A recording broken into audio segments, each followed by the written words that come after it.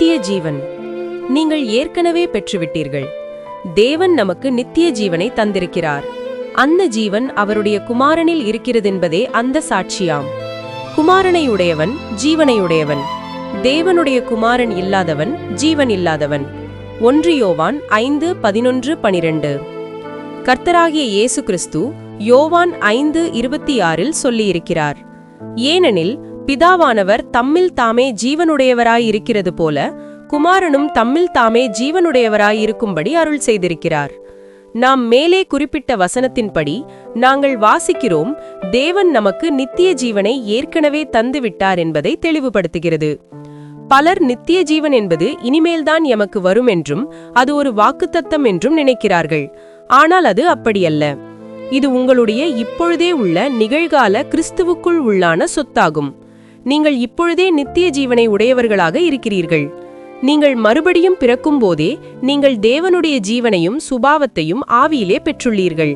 இது மெய்யாகவே இப்பொழுதே நிஜமாக இருக்கிறது. இந்த நித்திய ஜீவன் தேவனுடைய ஜீவனாயும் அவருடைய சுபாவமாயும் இருப்பதினால் அது உங்கள் சரீரத்திலேயும் மாற்றத்தையும் நல்ல தாக்கத்தையும் உருவாக்க வல்லதாக இருக்கிறது. அதையே வேதம் ரோமர் 8:11 கற்றுத்தருகிறது. அன்றியும் இயேசுவை மரித்தோரிலிருந்து எழுப்பினவருடைய ஆவி உங்களில் வாசமாயிருந்தால், கிறிஸ்துவை மரித்தோரிலிருந்து எழுப்பினவர் உங்களில் வாசமாயிருக்கிற தம்முடைய ஆவியினாலே சாவுக்கேதுவான உங்கள் சரீரங்களையும் உயிர்ப்பிப்பார். மேலே குறிப்பிட்ட வசனம் எப்போது கிறிஸ்து உங்களுக்குள் நிரந்தரமாக வாசம் பண்ண தொடங்கினாரோ அன்றே உங்கள் வாழ்வின் நிரந்தரமான பரிபூர்ணமான சுகவாழ்வு நிஜமாகிறது. இந்த வசனம் சாவுக்கேதுவான உங்கள் சரீரத்தை உயிர்ப்பிக்கிறதை காண்பிக்கின்றது. திருச்சபைகள் இந்த சத்தியத்தை, இந்த நிஜத்தை கவனித்து இதனையே கற்றுக் கொடுப்பார்களானால் எவ்வளவு நன்றாக இருக்கும்.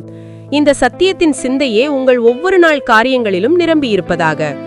1 யோவான் 5:13 யோவான் எழுதுகிறார், உங்களுக்கு நித்திய ஜீவன் உண்டென்று நீங்கள் அறியவும் தேவகுமாரனுடைய நாமத்தின் மேல் நீங்கள் விசுவாசமாயிருக்கவும் தேவகுமாரனுடைய நாமத்தின் மேல் விசுவாசமாயிருக்கிற உங்களுக்கு இவைகளை எழுதியிருக்கிறேன். நித்திய ஜீவன் என்பது இயேசு கிறிஸ்துவுக்குள் இருக்கும் ஜீவனாக இருக்கிறது. அவர் இந்த ஜீவனை தன்னை விசுவாசிக்கும் எல்லோருக்கும் கொடுக்கிறார்.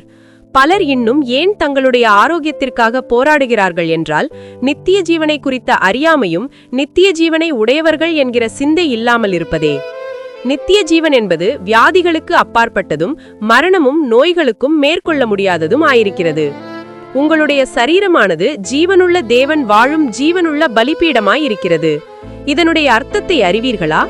தேவனுடைய வார்த்தை அறிவிக்கின்றது.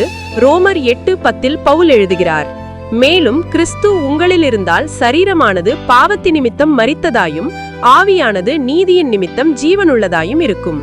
கொலோசேயர் 1:27 பவுல் தீர்க்கமாக எழுதுகிறார், கிறிஸ்துவானவர் தம்முடைய மகிமையின் நம்பிக்கையாக உங்களுக்குள்ளே வாசம் பண்ணுகிறார். தேவனுக்கே மகிமை.